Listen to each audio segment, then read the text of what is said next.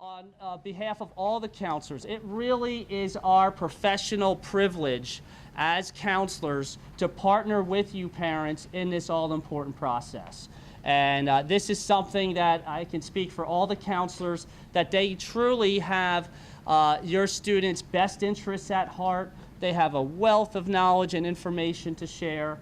And we really view this as a partnership. And it's a relationship that's built on trust, communication, and common goals. And tonight is a continuation of that relationship, and it's serving as a kickoff to our college process. Now, the college decision, or maybe parents just to hear the word college right now, it may be anxiety-inducing for you. Raise your hand if you have a little unsettled feelings about this process, okay? Very good. Thank you for your honesty. And we're glad that you're here, and we're glad that you gave up a free night at this very busy time of year to be here. We want to alleviate some of your anxiety tonight, and we want to provide you with some valuable, helpful information. We do not want any question tonight to go unanswered. And like I said, tonight is kind of just the kickoff of this process. You'll hear tonight a lot about key factors in college admissions from our all-star panel. Key questions to consider. They're up there on the board now. Geography, how far away from home should we look? The size of the school, the setting of the campus, big factors. The major degree programs, student life, what is it actually to live on campus? And the cost, how much can we contribute? How much can we afford? Folks coming in, plenty of good seats available. Thank you. Come on down and find one. Okay. You'll hear a lot tonight about a timeline of events and a calendar of events. The reason why we have a picture of winter, spring, summer, and fall up there is this college process really requires a little work from now throughout the next 18 months, really, and really until the moment where the family car is packed up or the move is made to the college dorm room. And there's a little to do this winter, there's a little to do in the spring, a little to do in the summer, little to do fall of senior year, there's more to do in the winter, spring of senior year. So you're going to hear a lot about what to do when. We don't want tonight to be a night where you get information about college search and then put it down for 6 months and maybe come back to it in June or July. We want to really kind of coach you through that process, and you'll hear a lot about a timeline of events tonight. You'll hear a lot tonight about campus visits. We cannot stress enough for students, whether you're considering 4-year schools, whether you're considering 2-year schools, whether you're considering to go far away from home, whether you're considering our local Gloucester County College, all great options. Wherever you're considering, take a tour of the campus and do that as soon as possible, and you'll hear a lot more about campus visits tonight. There's a number of resources that are in your PowerPoint presentation. I will just say one thing about Naviance. You might have heard a little bit about Naviance. You'll hear more about it from our panel. One thing I just wanted to point out with that is last year, your sophomores, if they were here last year at Clearview High, they took a personality type assessment. It's called a Do What You Are on Naviance. And the results of that survey are contained in your student's Naviance account. And Naviance is just a way for us to manage the college and career search for your students. That would be a great thing to review and take your student out for lunch or dinner or take a ride in the car and talk about those results. These other websites you'll hear more about tonight to assist you. And then you'll hear a lot tonight about testing information, okay? We do want to cover this, and you'll be hearing a lot about SAT, ACT, SAT subject. We do have a lot of resources here at Clearview that can assist you with testing. And we do have a partnership with the Princeton Review. Completely optional to take the courses. We do have a flyer on the way in. Princeton Review does offer free services to us throughout the year. One is called the Princeton Review Assessment, and that will be held later this year, probably sometime in March. We don't have a date for that. But that's a free 4-hour practice test, which is half SAT, half ACT. Again, just an option. And I just put there for testing information, always remember the 5 Ps. The 5 Ps are prior planning prevents poor performance. I would map out with your counselor a testing timeline so that this is not a topic that creates anxiety. The test itself creates enough anxiety, but everyone should have a kind of a testing timeline of how many tests I'm going to take and what months they are, and we're happy to partner with you on that. So I've taken my time. I certainly don't take any more time from our panel. So at this time, our counselors are going to take their seats up front here, and Dr. Wilson Hill is going to take over. And thank you very much for coming out this evening.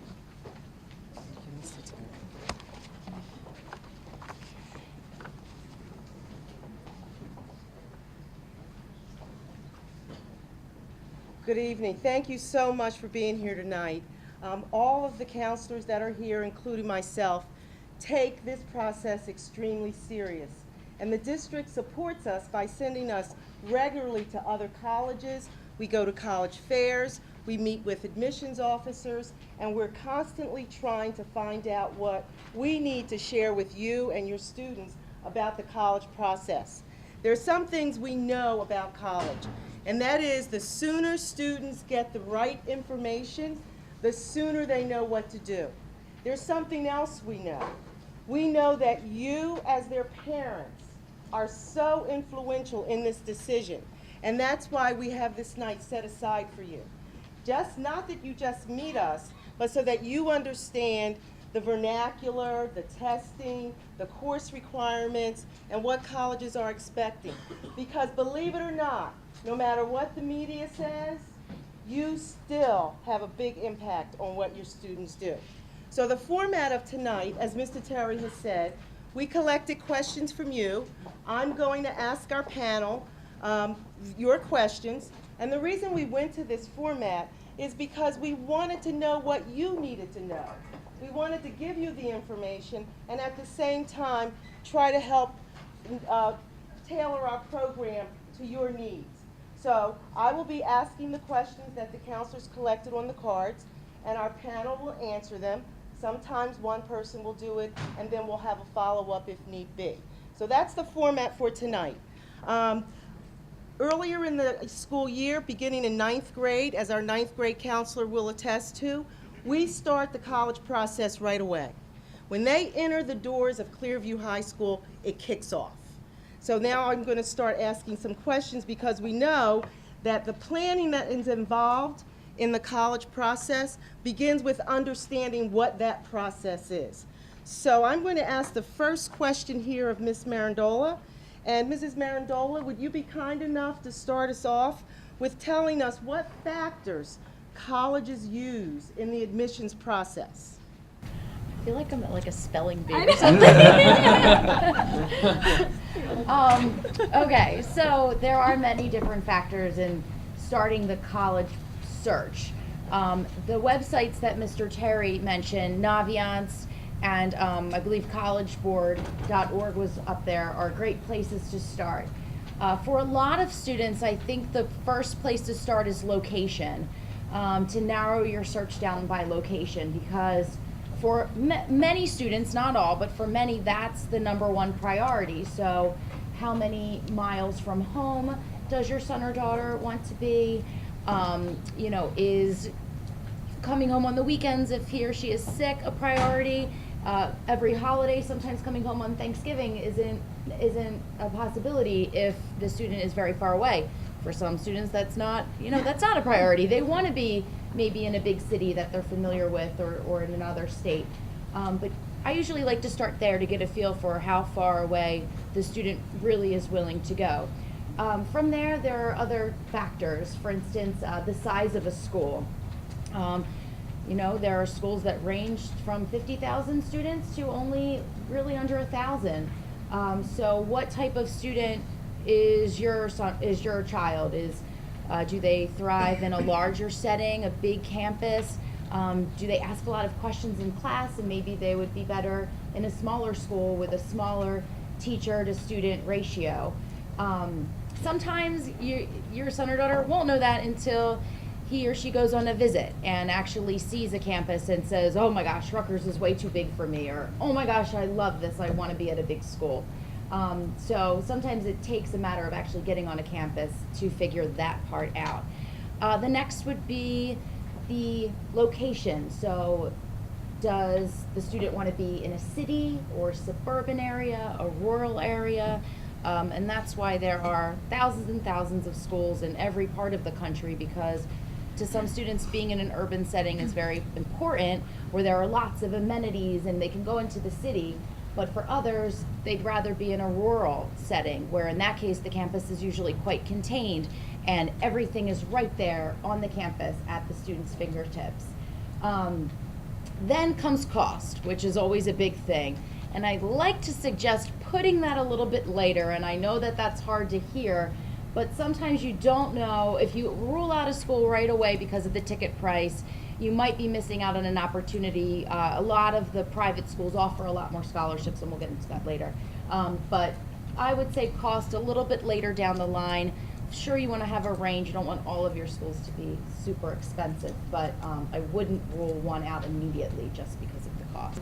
Did I hit everything? Yeah, and a follow-up to that from this particular card wants to know, you mentioned visiting colleges, but this question is, when should you start visiting colleges? You could start in elementary school. You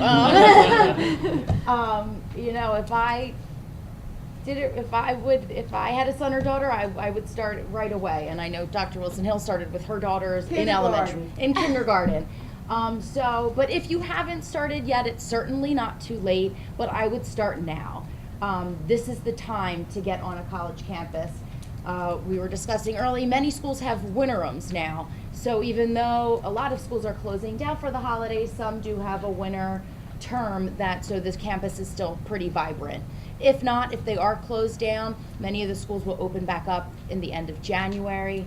And, you know, if we could stress anything tonight, if you get anything tonight, please schedule a few college visits before this school year ends, because it is the only way that you'll really get a feeling. And we don't just talk the talk, we walk the walk too, and all of us visit colleges all the time. So it's definitely very, very important. One of the things that we know that colleges emphasize over and over again are grades and the classes that students are in.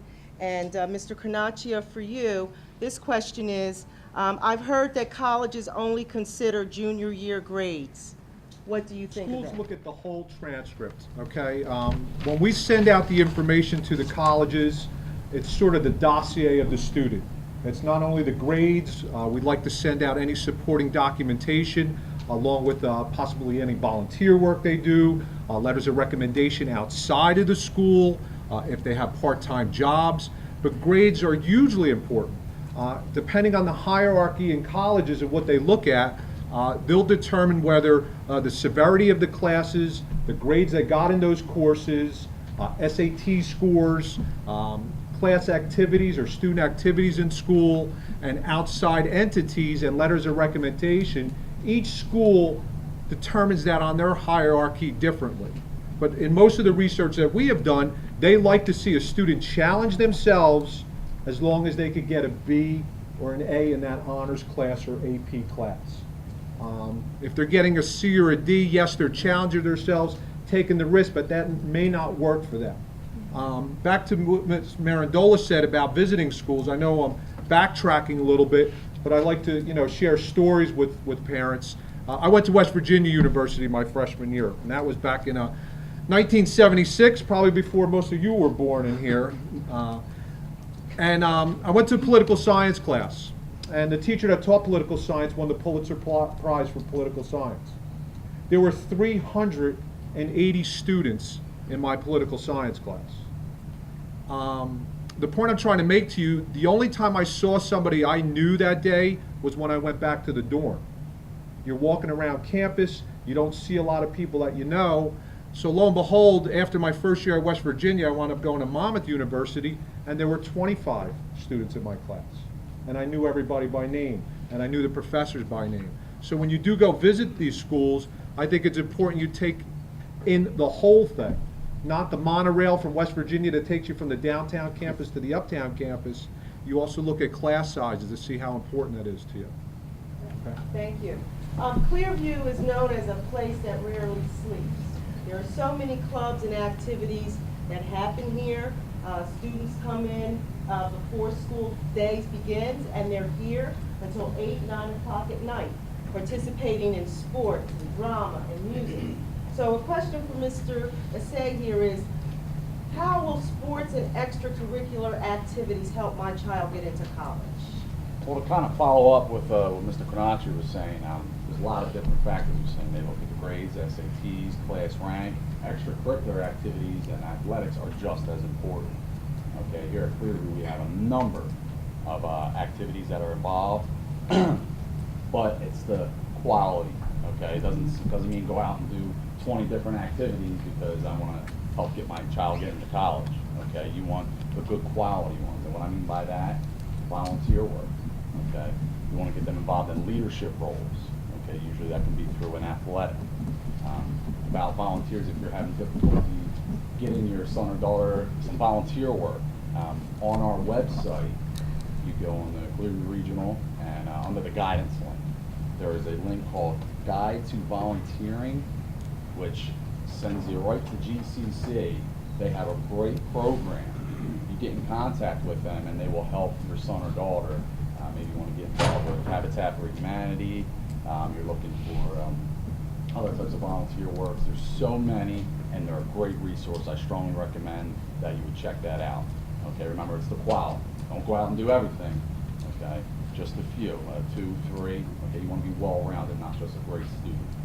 And you're very right, Mr. AC. I went to Yale and TCNJ just in the past few months, so an Ivy League school and a state school, and both of them said the exact same thing, quality over quantity. They can read right through a kid that signed up for a bunch of clubs, you know, in senior year, so, yeah. Okay, Mr. Pranacci, you have a Sure. famous saying about athletics and versus athletics. Oh, yeah. Yeah. Last year, I coached baseball here and been very fortunate to have over 50 of the former players go on to college to play. I see Mr. DeFrank here, his son, one of our former players at the University of Maine. But he'll be the first to tell you that grades are the most important thing that any college coach looks at. Just to understand this, last year's senior class got over $2 million in scholarship money, and we're so proud of that particular class and all the other classes that have gone through here. Not $1 of that scholarship money had anything to do with athletic talent, had anything to do with musical talent, had anything to do with artistic talent. That's just a kid that just worked hard in school.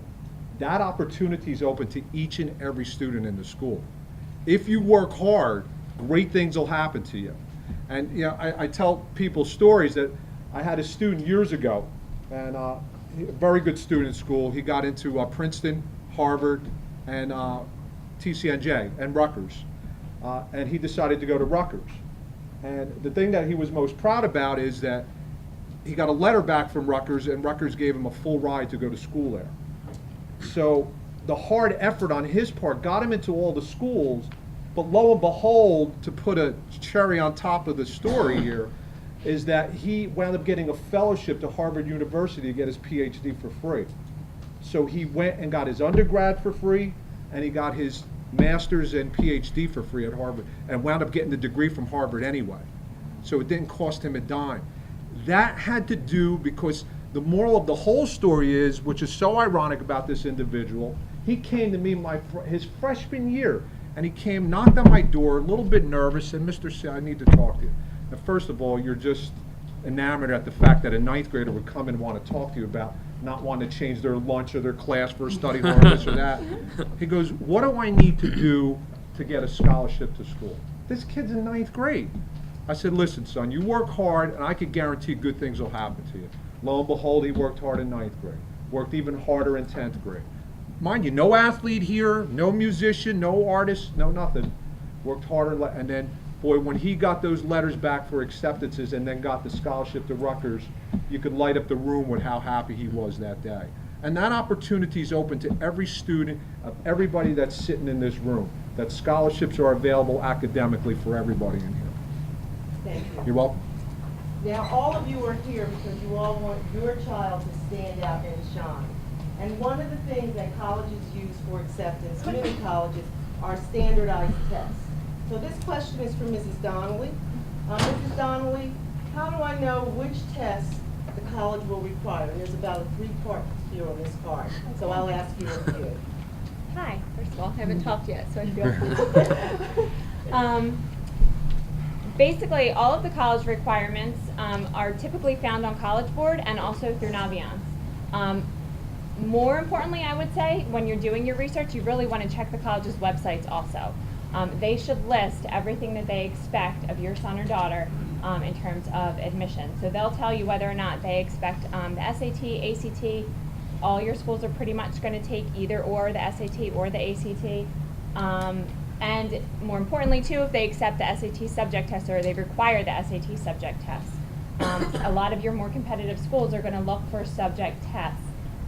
So you want to make sure that you take a look specifically at those requirements and that you're not missing any pieces, because that is something that you need to do in junior year. Come spring of your junior year, the students really need to be working towards taking their SATs minimally once, but preferably twice, and then once again in the beginning of their senior year.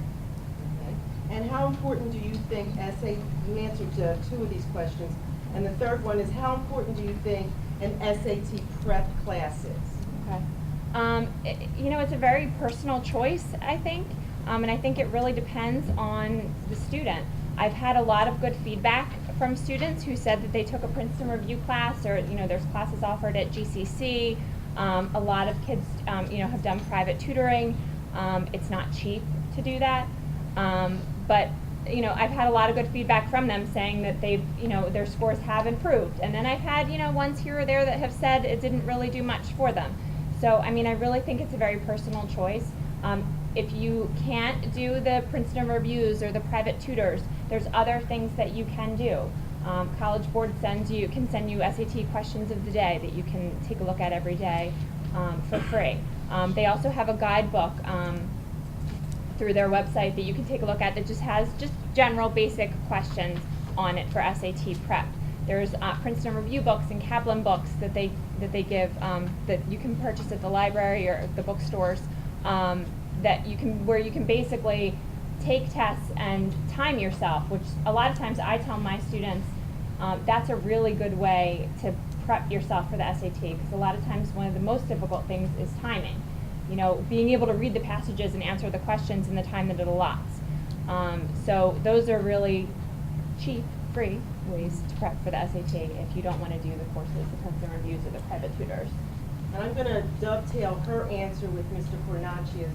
College Board, who administers the SATs, emphasize that students who work hard and do well in their regular school day will not be surprised by the SAT. What they are surprised, again, is the pace and following the directions. So if, you know, it's good to be familiar. The more you practice anything, the better you get. So doing the SAT question of the day, taking out books at Gloucester County College, they have 2 whole rows full of SAT practice books, as well as enrolling in a Princeton Review class. Mr. Cornacchia? Yeah, just all of your sons or daughters took the PSATs if they are juniors this year. It's a great tool. What's great about the test is we'll be getting the results back sometime in December. We will give them their results back along with the test, the actual test they took, and that becomes a great study guide to prep for the SATs. It's unique about the test.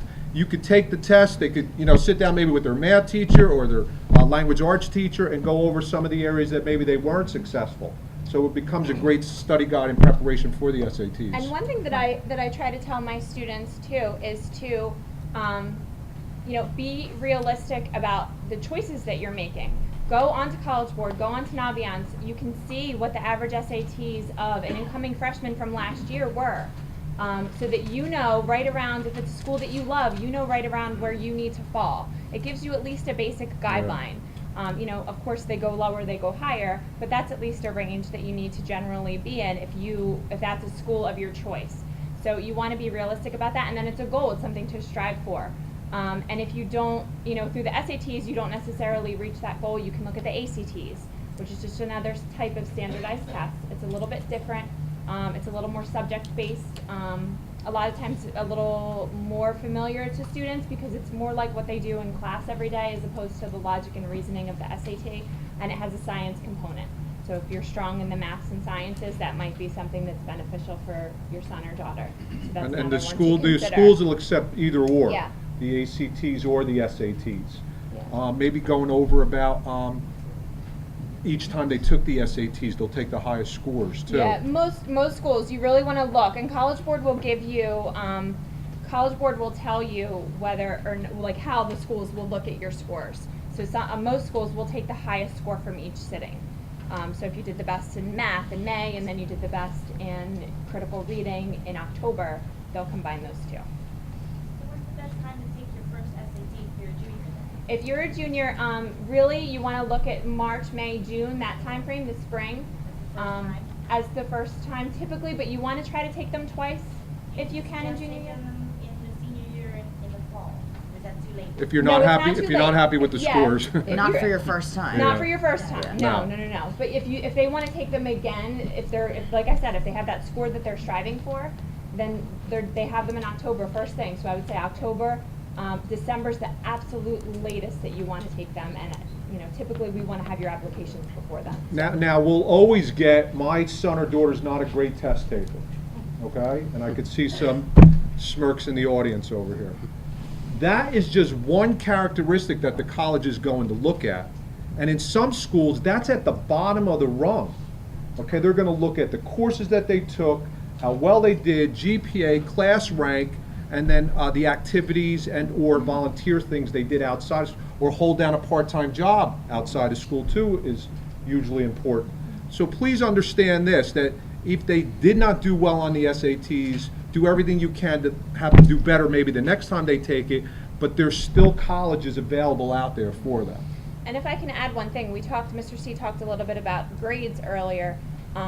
We tell all of our students, and we'll tell them again when we do junior course selection, continue to challenge yourself in your senior year. They're gonna look at your senior year classes. Right. And if they see that you've slacked I in gotta senior jump year, I do, and it just happened today, so. then that'll be a red flag for them, and they'll wonder, why do they only have 4 academic classes, and whereas in their junior year they had 8 academic classes, or whatever the case may be. So you want to make sure that you continue. Yeah, Janine is saying that. I got a letter on my desk today, and we've all dealt with this. Please send first quarter grades of this student. Right. Do you know what that means? They're on the borderline of getting it or not getting it. So those seniors that don't want to challenge themselves in their senior year, we're against that. We at least want them to take 5 academic courses in their senior year. But this particular student's on the borderline of getting in, or they wouldn't request first quarter grades. Okay? So senior year matters. It does. They'll Don't- tell you don't differently, listen but to it your matters. sons and daughters. Senior year counts. I'm done with high school. I only need 10 classes, 5 study 2 halls courses, and lunch. 10 credits. Financial advisors and economists tell us that the cost of going to college is rising faster than our incomes and faster than inflation. How are we going to pay for a college education in this day and age? So, Mr. Summers, can you tell us how we Wow. provide? Can I answer that question? Wow. Tell them how much debt you're in Oh right my now. gosh, I Can know. you, what we have available to assist our students and our families in making some financial aid choices? Sure. So it's a big question, right? It's important to really discuss early on. So as much as we say don't discount a school or count it out for the amount of money, you shouldn't just put every expensive school on your list also, I would always have some backups. But I think that Clearview, as we mentioned, we have $2 million in scholarships last year. Right. We have a number of amazing options. Each month we have a scholarship bulletin which goes out. You'll see it on our guidance website. You'll see it in the emails going out. The scholarship bulletin has 3 sections. It has a scholarship first section, then it has a special programs section, and then a scholarship resources section. So a lot of people just stop reading after the scholarships. These are all wonderful resources for you even before those scholarships occur at the end of the year, which is where Clearview in May will kind of divvy up all the scholarships that we offer here. So the bulletin comes out, take a look at it, apply. A lot of people just don't apply at all. We have a lot of scholarships that go, it's $1,000, it's $2,000, it's one essay that needs to be written. and no one even applies for it, which is sad, I think. So there are a lot of great options for you now. I still think you should always go to the school, and hopefully you look into the school and see what scholarships they have to offer, whether you meet the GPA requirements, the SAT requirements, and they have those listed on all their websites. So first go to the school, and we'll get into financial aid a little bit later, but as I mentioned, there are a lot of options for you right now to go and look for. Yeah, the largest scholarship that your son or daughter is likely to get will come directly from the school. So usually just through the application process, and then you get your acceptance letter. It'll say, congratulations, you've been accepted and you qualify for the, blah, blah, blah scholarship worth this much a year. Occasionally there might be an extra essay or an extra little application, but usually it's just with applying. That's usually the biggest scholarship. And then what Mr. Summers was mentioning are all of the private scholarships that we know about that could be a smaller sum, but that definitely help in the long run. Yeah, the people that you're most prevalent to talk to when you go to college are the people in the admissions office. I think it's hugely important that you get your face known in the financial aid office, because the person that's running the financial aid office is the person that's divvying out the money in that school. We're privy to external scholarships, so to speak, but the internal scholarships are pertinent to each individual school, like University of Penn, $2 billion, not million, $2 billion in endowment money at the University of Pennsylvania. And also you want to broaden your horizons for schools. Now, me being probably the senior most counselor here, I get, well, at the high school, we're about even, okay. You get kids come down every year and they say, yeah, I want to go to school in California. I've sent 2 in going on my 29th year, 2. It takes a special individual to pack up, go to the other coast and go to school. We don't send students to Alabama or Mississippi, and they give out tons of money because they don't have enough kids from the East Coast applying. Schools in the Midwest, Iowa, Wyoming, Wisconsin. Now, like I said, it takes a special individual to do that, but if you broaden your horizons, you'd be amazed on how much money could be available to you. From Richmond, Virginia, to Boston, Massachusetts is a third of the country's population. So the level of competition is fierce for those college spots. And while we're on financial aid, this is open for anyone on the panel. Can you explain the STARS program and who qualifies? I can take it.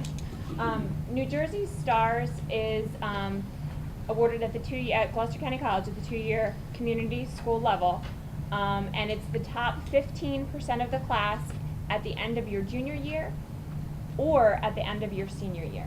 So if as a junior you're at that 16% mark, but then you bump up by the end of your senior year, you can still qualify for New Jersey STARS. And basically it's full tuition at Gloucester County College for the 2 years that you go, and you go through to your associate's degree. There's something I was going to add, and I just lost my train of thought. I think that covered it. The panel, you've spoken about GPA ranked classes, but another part of the college application are recommendation letters from teachers and coaches and other people. Tell me how my child is supposed to request these letters of recommendation.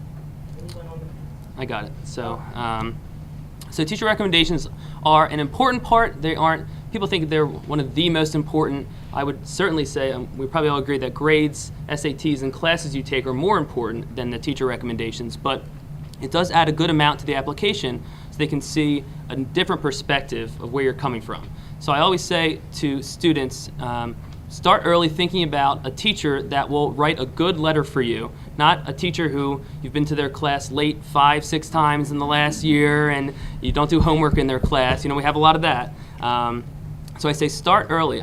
Even at the end of your junior year, think about, maybe ask a teacher, hey, I'm thinking about you as a recommendation request for next year. Is that a possibility? And say, oh, sure, I'll drop the letter off to you this summer, or I'll email it to you, or drop it off first thing in September. So these, I would say, whoever's writing a good letter for you, maybe a coach, maybe an activity, a club leader, also someone who's related to your potential major. Someone who can really speak to, if you're going to be an engineer, maybe someone who's in math or science. Someone who can really speak to who you are. Our process here for teacher recommendations is such that we ask students to request in person. So you don't want to just send an email saying, oh, can you write a letter for me? That's not the best way of doing it. So we have them either type up or write up a request form for, to give that to the teacher, and then they request it also on Naviance, which the guidance counselors kind of walk them through. So the whole point is to start early, to have them ready to be sent when the applications are ready. So October, November at the latest. So. You know, another thing that students don't do, especially in their junior year, if they're doing exceedingly well in a class right now, it wouldn't hurt to get that letter of recommendation this year. Because that teacher next year is going to be inundated by seniors. They might be able to get that letter to you a lot sooner than later. So you may want to look at that as a possibility too, and also look at the people in the community too. If they're involved in their church, if they're involved in their community organizations. A lot of our students do volunteer work at Underwood Hospital to get a letter from someone there too. And a lot of students do a junior summer program, so I'd always recommend those programs in the summer that could be related to the major that you're going into, or even any kind of volunteer work. And sometimes that person who is the leader of that internship or shadowing experience is probably one of the best people to write that letter for you. They see you working in that job, in that community, and see who you really are. And 2 to 3. 3 is maximum. And don't ask 4 or 5 people and then pick the best one necessarily. This is people's time. You want them to write you a good letter. So we would say 2 to 3 and no more than 3. As I mentioned in the beginning of the program, we start in 9th grade giving students information about college. But this question is, how are juniors finding out about this information about college in their junior year? Mr. Summers, do you want to take care of that? I'm sorry. How are juniors finding out about the college process in school? Oh, very good. Okay, so we start right about now with the junior conferences. So that's the first step to what we do. So we have about 20-minute, 25-minute conference about their future. So a lot of the time, students don't really have a great idea of what they want to do. And why should they? They're 16, 17 years old, and they're planning on a career that is going to be for the rest of their lives sometimes. So it's hard to do, but we at least want to find a college, find a setting that's good for them overall. So we want to start early. We talk about future plans, talk about the programs they want to get into, and that'll take place now, leading up to our college groups that we're just starting this year. So the college groups, college and career groups will meet about 6 or 7 times. All of the counselors will be participating in this, and we'll go through different aspects of the college process over those 6 sessions. We're meeting in a group experience of about 8 to 10 students, and it's a great way to collaborate, to share ideas, to discuss what parts are important to the college application, to the college process. And although it is in school, so they will miss some school sessions, but it's only 6 times throughout the whole year during alternating sessions. So we find it as part of the curriculum, and we find it to be one of the best ways to give that information to our students, along with their individual counseling sessions, which we'll have throughout the year also. And this last question I'm going to ask, and I'll start off with the answer, and then the panel can add anything. Will the school provide assistance with writing essays for the applications? Here in the well, let me start with saying colleges want to hear your child's voice. They want them to speak about something relevant to them. If they want to speak about peace, is it world peace or is it peace in our community? They want to know what they've done to make a difference. So the essay shouldn't be the counselor's words or the English teacher's words or your words. It should be their voice and it should come through. If the college asks for a certain number of words, that's what they want. More is not better. They also use this as an opportunity to see how well they follow directions. So our English teachers, though, as part of the English class in the fall, will give class time to writing essays, will review them. Many times a student will just want one of the counselors to read it because they're so excited, but it should be their voice. It should follow the directions of the college. Anyone else want to add? Did I I think anything? that sums it up. They Yeah, also, that's I pretty mean, good. And the teachers are always willing to proofread and help the students revise the essays, even if they have to write. Some schools require up to 8 essays, so even though maybe in class you're only doing 1, the teachers have been, the English teachers are always extremely helpful with that. What I want to leave you with is that the more research you do, the better prepared you are going to be. This isn't a static thing. It's transient. It's always changing. It's always moving. Listen to the needs of your child. You know what you are able to afford financially. Talk to the financial aid officers. Read up on the SAT scores. This is a great and wonderful time to be spending time with your child. You're going places.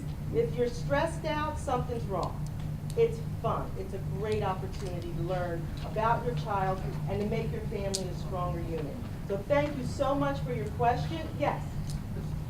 How many schools do you plan to visit, and how many colleges students should apply? It's a great question. That's a personal question. Right. It's going to depend on what the needs, what they want to do. As the panel started earlier when they said it's about size, it's about distance, it's about majors, it's about whether they meet the qualifications for a certain college. We recommend 5, 6 colleges to apply to. That doesn't mean they haven't visited 12 or 13 or, you know, I recommend you visit small, big, and just get an idea, because it's good to know what you don't want too. So if you go to a college, you go, don't want this. That's also a good experience. All right? Yeah, I had one apply to 14 colleges and got into all 14. They were right back to square one.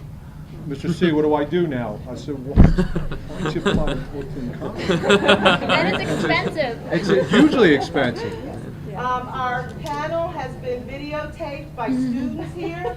As I said earlier, our school is always open. It's the school that doesn't sleep.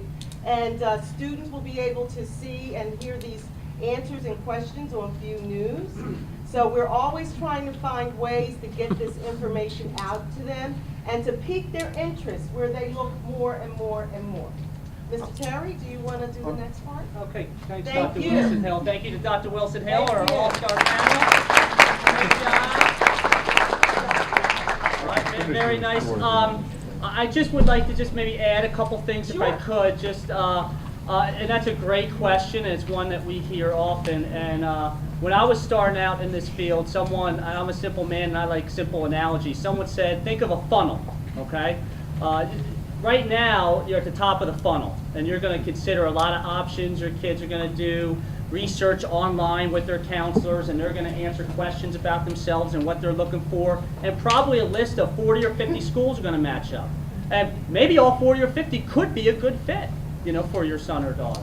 But then you're going to visit some of those, and then ultimately your son or daughter is going to apply to some of those. So you're working your way down the funnel, and then out of the ones you apply to, there's going to be ones you get accepted to.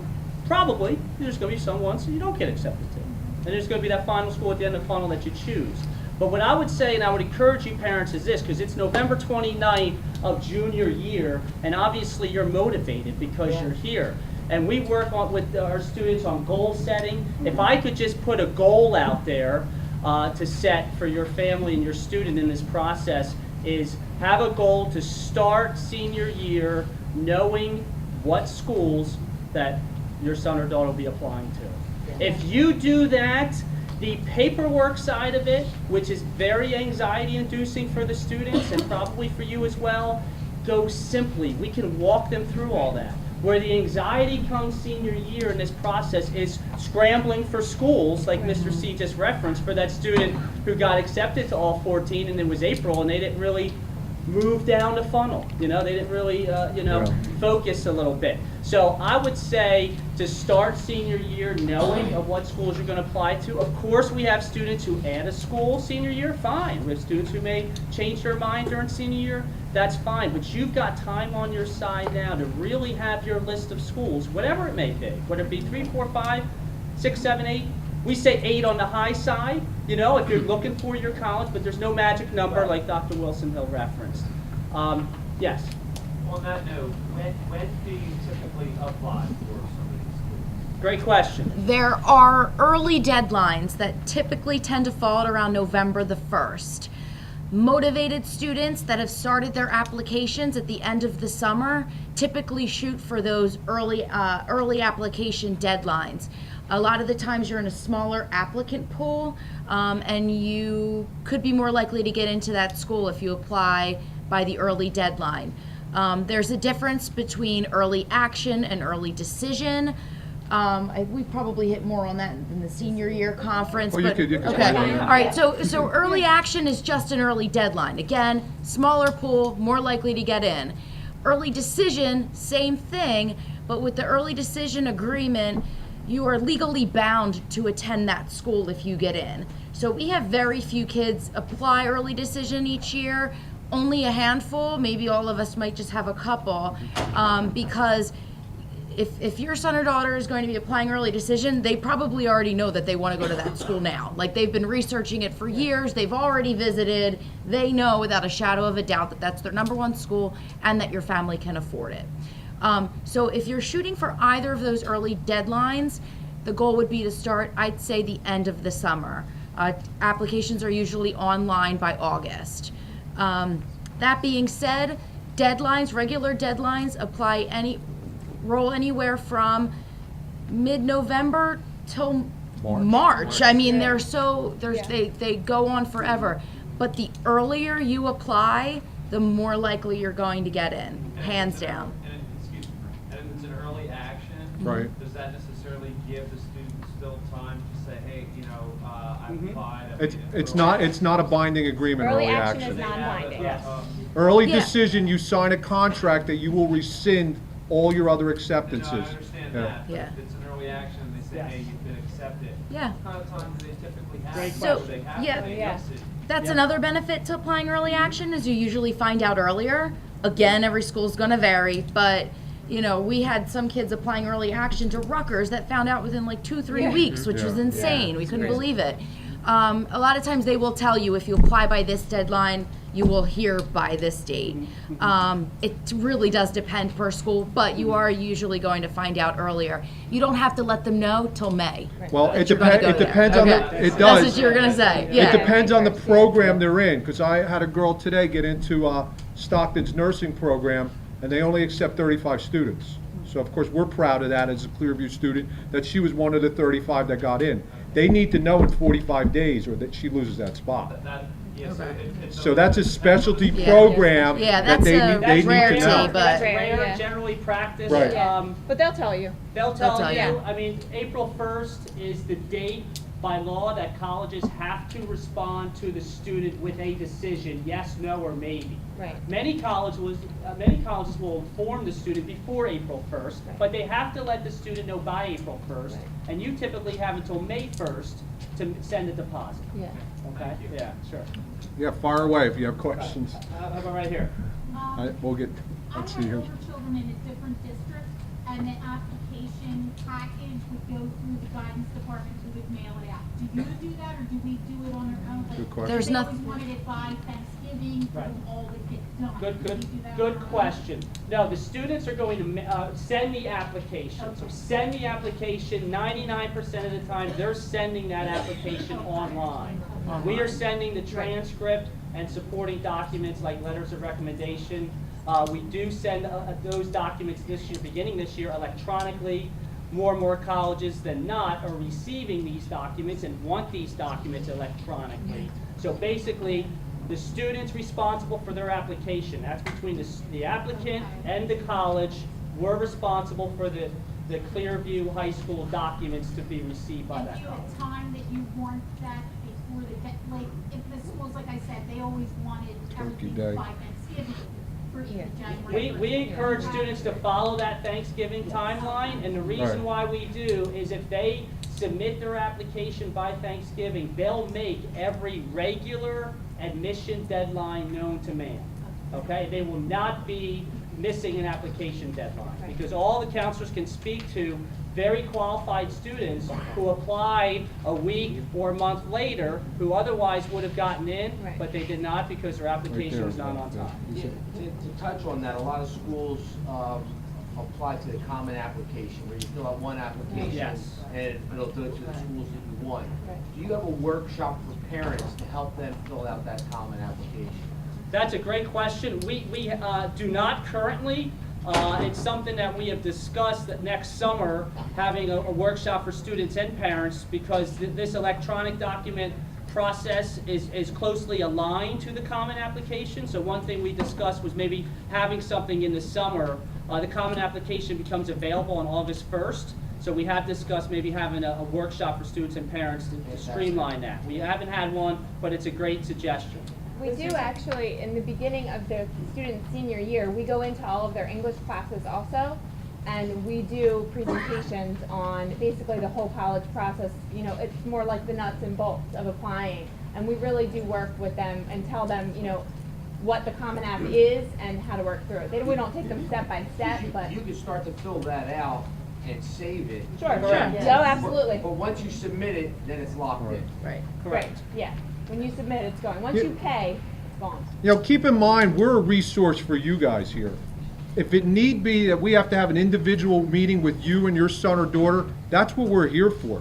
If you're having any problems with any of the process, we will treat it individually with you, and certainly not in a group setting like this, because each of you have different needs.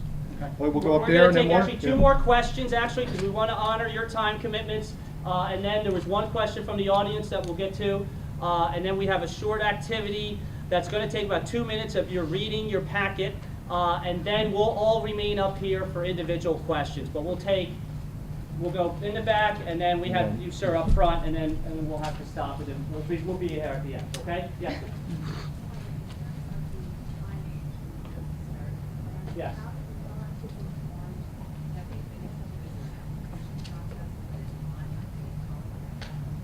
Right, great question. The question was about New Jersey STARS. How are kids informed? How do they apply? In October of each year, we send the state of New Jersey demographic information on our top 15% of students. The New Jersey STARS is a scholarship which is 2 years at the county college level tuition, which then can be transferable to a 4-year college as in-state. Not full tuition, but reduced tuition now. And so we send them our top 15%, but New Jersey STARS students are eligible if they're at the top 15% at the end of junior or at the end of senior year. So it is a very open commitment. So if you do have a STARS student who is considering Gloucester County College, there's no drop-dead deadline where you have to tell them. We've had STARS students change their mind, make a 4-year commitment, change their mind over the summer, and then go to GCC. And actually, it's still eligible if a student starts at a 4-year college, doesn't like it, wants to transfer. It's good for a period of time, even if they don't matriculate as a STARS student right after high school.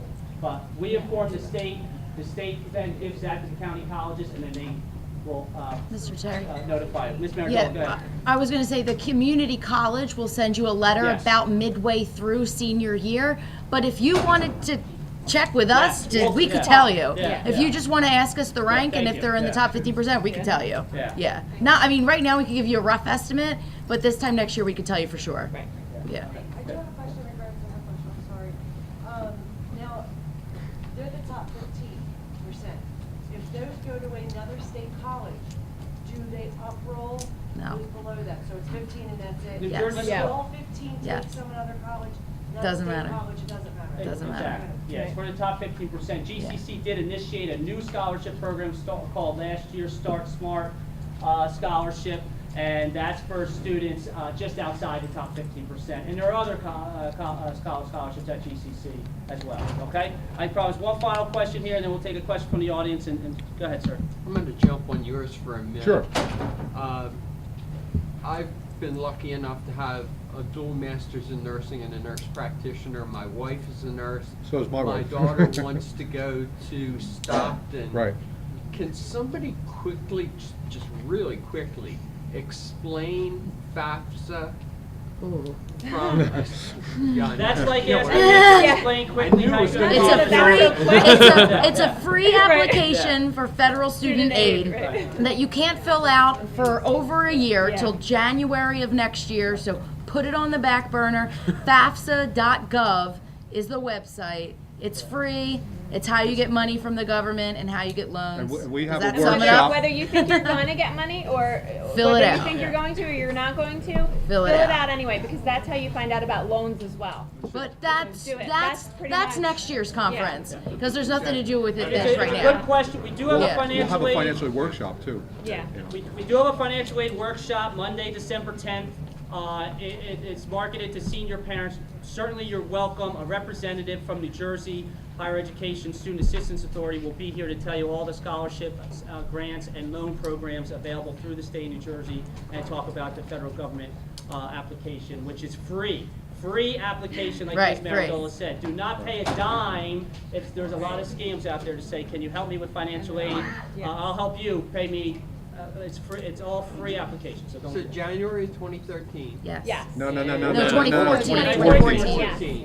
yes, 2014. for you Yes. guys. 2014. So, Yes. okay. If you do January 13, they think you're a student starting in September Yeah, of it's just a 2013. junior. Yeah. this Yeah. year, Yes, so- January Back burner. 2014. That's Yeah. correct. Yes. And is the workshop going to be available to junior parents and students? You're more than welcome to attend that night. We put the PowerPoint presentation on our website. In your packet, you have that FAFSA.gov site and that HESA.org site.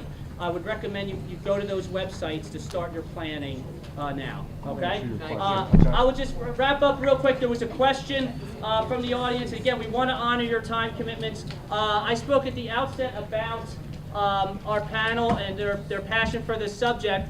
They're also involved in a lot of school activities. Mr. C mentioned he's the baseball coach. Mr. Summers is volunteered with the soccer program this year and is helping out with the school musical. Ms. Marandola and Mrs. Donnelly are National Honor Society advisors. Mr. AC is an assistant football coach. Dr. Wilson Hill's passion is science and math, and she's done a lot of innovative things in our science and math classrooms and in partnership Swim with those coach. teachers. Swim coach. And Swim swim coach. coach for Ms. Swim coach. Marandola. But I bring that up just as a Swim preface team. because we did have a question from the audience about the status of National Honor Society Oh, okay. application. You will find out tomorrow. Yeah. The letters are in the mailboxes. Yeah. You will Yeah. find out tomorrow. Induction is January 7th. Good. Yes. Now, if I can ask you, Mr. Hunter, for National students, Honor the Society. question was about National Honor Society status, and the students who were eligible for that received an application. Our faculty council has reviewed those applications, and letters of whether they got in or did not get into NHS will be delivered to the students via their first period First teacher period tomorrow. Tomorrow We're morning. happy to Yes. report that, okay? So that was a question for that. I did want to have answered. Yes, good news. If you turn to the back of your packet, and if I can ask you on the back of your packet, I have one left here. we do have extras out the door for you. We have them in 3 sheets. Just pick them up on the desk. If you could take 2 minutes to read those 8 student profiles. And we're not going to talk about those students, and we have extra copies for you on your way out the door. But just read that sheet, and there's really just 2 or 3 things that we want you to identify to us and why we're sharing this information with you. But I want you to read that, and there's 8 student profiles listed there. But a college can only, unfortunately, accept 4 of those 8 students. We're not going to talk about the individual students, Anybody need one? but there's a lesson behind it that we want you to know. And this will be our final culminating activity. Thank you, Mr. C. You're welcome. For any other questions we did not answer tonight, we will remain up here, and we thank you, of course, for coming. But read it for another minute, and we'll discuss briefly what you're reading.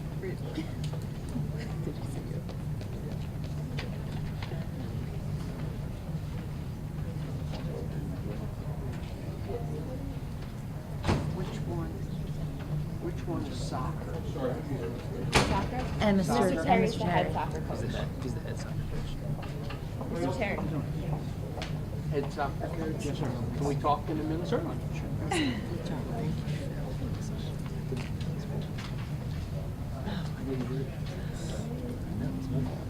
Anybody else need one? Thank you for referring. All right, I want to do my old elementary school classroom. I'll know you're done when your eyes are on me. 1, 2, 3, eyes on me. And then we'll get to, okay. Most of you are done, or your eyes are on me, so thank you. Why do you think we're sharing this with you, or what is a lesson that we want you as junior parents to take from this sheet of paper, this little activity? A lot of variables. There's a lot of variables. Absolutely. Yeah. Absolutely. That's one of them. What else? Different colleges look at different things. Okay, yep, a lot of variables. Different factors might be more important at certain colleges than other. One final word, and it's at the top. I'll just say. College admissions is a selective ballgame. All these 8 students have something to offer, but the college only has spots for 4 of these students. So college admissions is a selective ballgame with many different tiers and leagues within that ballgame. But there's many variables, as we discussed all night. Colleges have different priorities, and it's a selective process and a human process and a subjective process to some degree, because human beings are making this decision. And if we took the time tonight, which we will not do, but if we talked about which 4 of these applicants do you think should get into your college, we would have great discussion and great disagreement, because they all have something to offer. And that's the point. And we get announcements from colleges. They'll send us mid-year updates, and they'll say, oh, this year we had a record number of applications. Over 22,000 students applied for 4,000 spots in our freshman class. So it's a numbers game. It's competitive. It's selective. There's many variables, many factors, and certainly there's a subjectivity to it. So thank you for coming out tonight and taking the time, and we'll remain up here. Thank you.